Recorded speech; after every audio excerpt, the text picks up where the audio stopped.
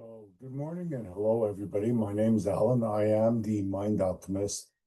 And today I wanted to talk to you about the control room of the mind. The mind is a very powerful thing. And when you go into hypnosis and you ask the mind to do something, it will find a way to do it for you. So, where do I use this control room?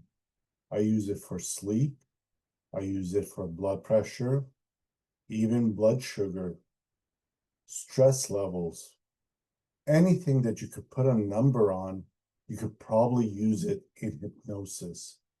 So, for example, when I ask you to close your eyes and calm down, and I ask your mind to go to the control room, very often I'll ask it to look for a control panel, one single panel that says, this is it, this is my blood sugar. And when it finds it and recognizes it, there's always levers and dials and buttons and things that you can push.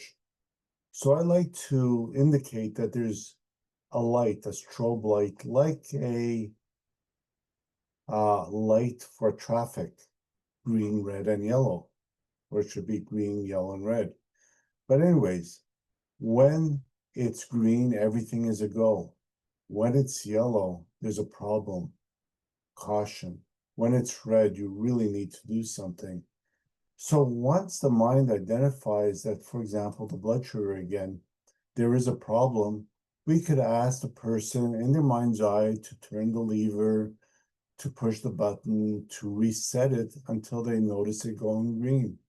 Once it's done, we ask to lock it in place and to automatically continue working as if it is in perfect balance, perfect alignment. If you need help, give me a call.